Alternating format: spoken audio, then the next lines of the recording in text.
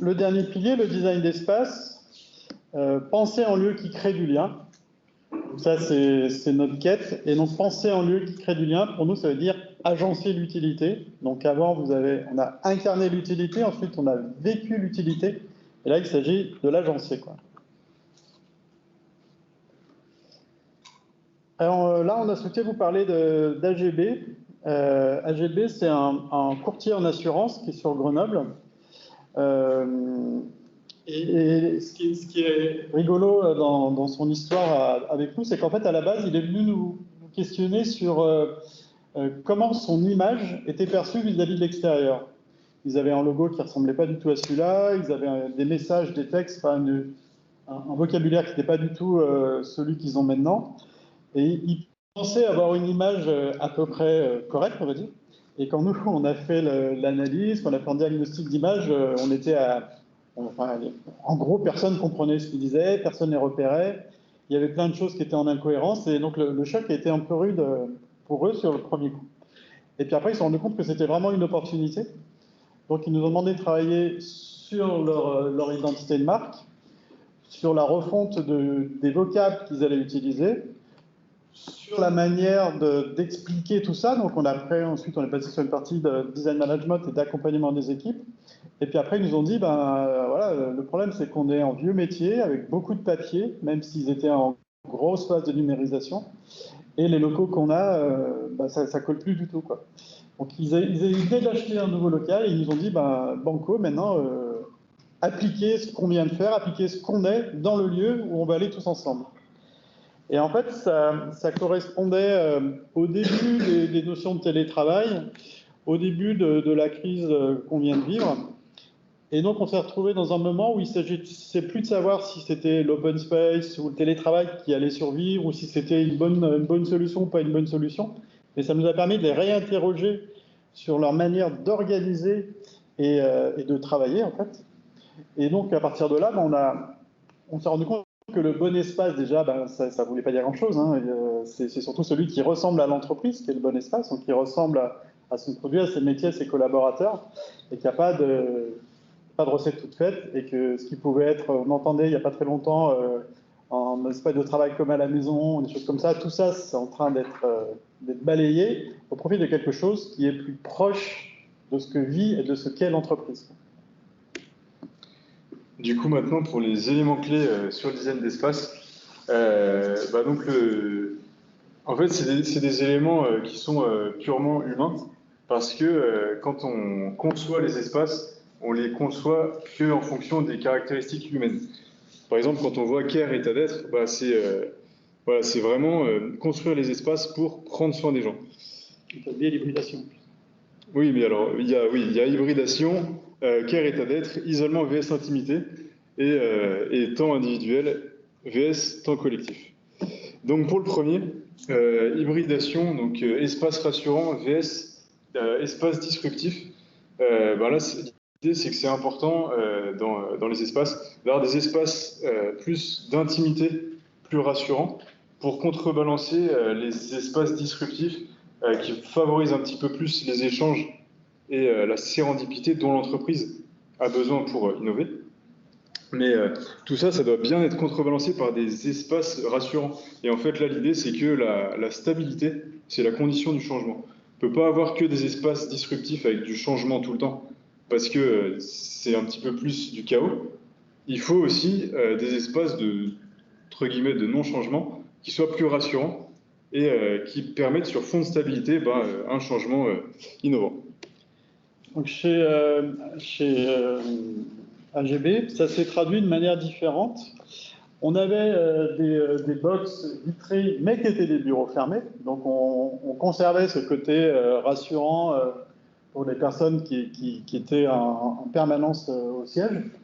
On avait des espaces ultra colorés. À la limite, au bout de 20 minutes, moi je pense que personnellement j'en aurais eu marre de rester ici. Donc c'était un peu l'objectif, c'est que ça soit des moments rapides, courts, avec des grands benches où il y a plusieurs personnes qui peuvent arriver en même temps, qui travaillent et qui s'en vont.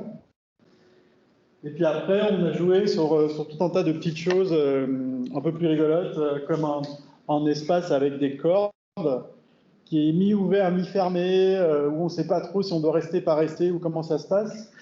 Et après usage, ils nous ont dit que c'était, ce moment était hyper important parce que il y avait un petit côté déjà, on rentre dans un lieu qui ressemble, on ne sait pas trop ce que c'est. Et ça permettait de timer les réunions, ça permettait d'avoir des choses qui soient beaucoup plus efficaces, parce que presque ils n'avaient pas envie d'y rester. Ils l'appréciaient, mais ils n'avaient pas forcément envie d'y rester. Donc au final, ben, voilà, ça permettait de rythmer tout ça, d'avoir des endroits, comme vient de le dire Oscar, assez disruptifs, des endroits plus calmes, et de mixer un petit peu tout ça avec les usages. On leur a fait une cuisine incroyable, donc ils sont super équipés pour les espaces collaboratifs et les temps de pause conviviaux.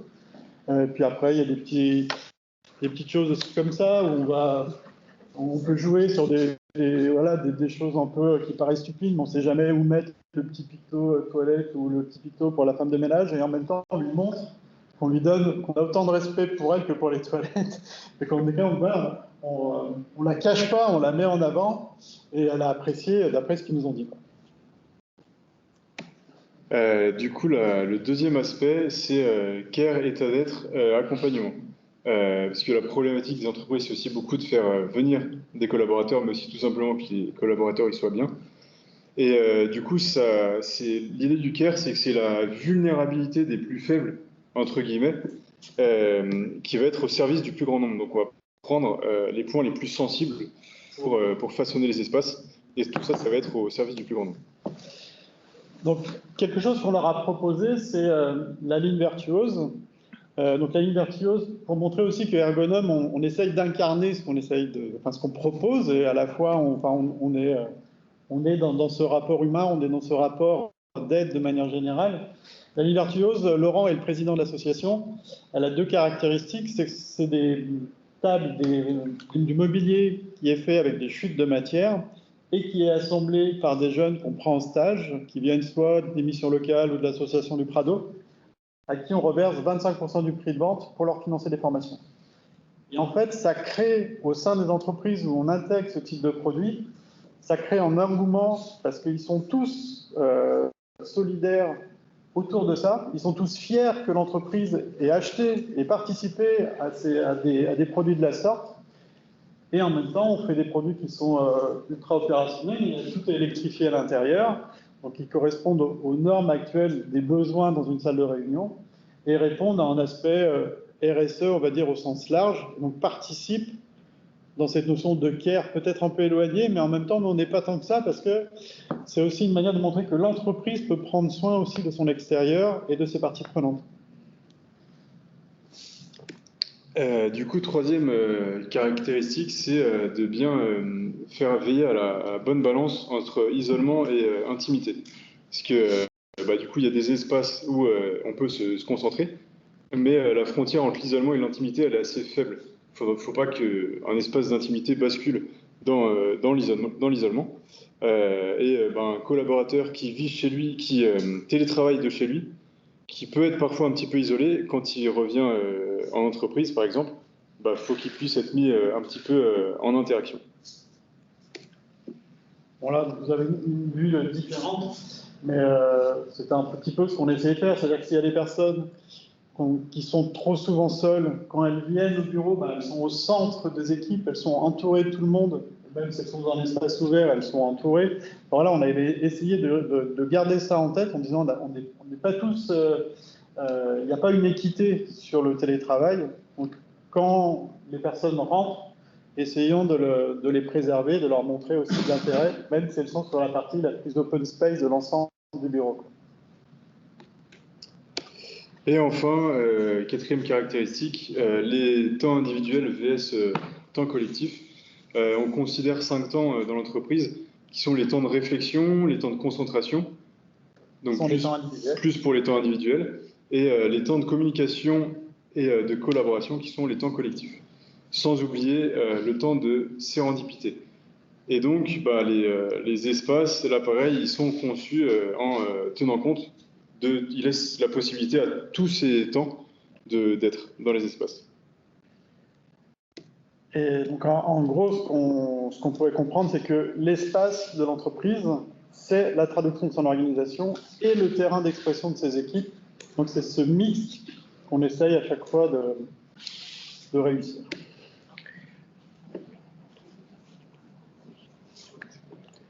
Oui, c'est moi qui en parlais, c'est vrai.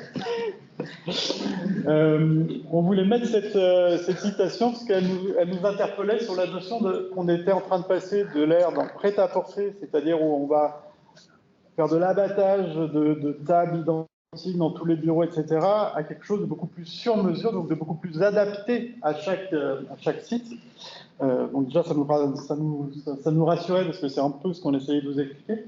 Et en même temps, les trois derniers mots, économie, flexibilité, productivité, nous montrent aussi potentiellement le chemin qui reste à parcourir dans les équipements des entreprises. Et du coup, le dernier verrou qu'on lève avec ça, c'est l'aspect lien. Parce que dans la constitution des espaces, elle sert à renforcer le lien. Et même s'il y a des lieux qui sont plus faits pour l'intimité, c'est une intimité qui est nécessaire pour derrière mieux se retrouver. Donc la finalité dans les espaces, c'est le lien. Et la finalité globale de tous ces services, du coup, c'est l'homme. Et c'est là qu'on reboucle sur quelque chose de simple. Enfin, on a divergé en créant 3 services différents, donc c'était assez complexe. Et là, on reboucle sur quelque chose de très simple, finalement. Et la simplicité, on s'en sert, nous, avec Laurent et Oscar actuellement, comme un entonnoir, en fait, dans la compréhension de ce qu'on fait et pour s'assurer, en fait, qu'on est toujours dans le juste. Et on s'appuie souvent sur cette phrase de Frank Lloyd Wright qui explique que la simplicité, c'est l'harmonie parfaite entre l'utile, le beau et le juste. Donc, encore une fois, l'utile est à côté de nous. Le beau, même si c'est subjectif, on essaye quand même de faire quelque chose qui soit le plus esthétique possible. Et cette notion de justesse, depuis que j'ai fait de la signalétique, où je vous disais tout à l'heure, la bonne information au bon endroit, c'est quelque chose qu'on a dans notre ADN. Les trois ensemble, pour nous, c'est la simplicité. On est totalement en phase avec ce qu'il dit. Et je vous garantis que cette notion d'entonnoir est très, très efficace. Dès qu'on a des choses qui sont superflues, ça passe pas dans l'entonnoir, clairement. Ça nous aide beaucoup à être efficient dans notre tour. Et c'est aussi une forme de rigueur qu'on s'est donnée.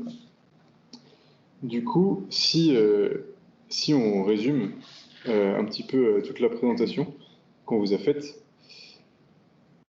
et ça se traduit comme ça.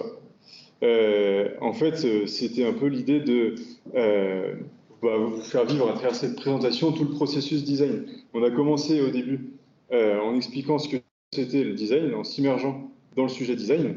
Derrière, on extrait la méthode du design pour l'amener sur les organisations humaines. Là, ça se complexifie parce que du coup, il faut 3 piliers pour traiter ce sujet. Donc, c'est le design stratégique, le design management et le design d'espace. Mais finalement, en reconvergeant à la fin vers un unique objet qui est l'homme. Et tout ça dans un principe de simplicité. Voilà, il y a juste une dernière chose qu'on a oubliée. Si tu reviens sur le slide, c'est que ergon, en grec, ça veut dire œuvre utile. C'est pour ça qu'on l'a associé, nous, à ergonum, et que vous avez l'ensemble de l'explicatif de ce que nous proposons.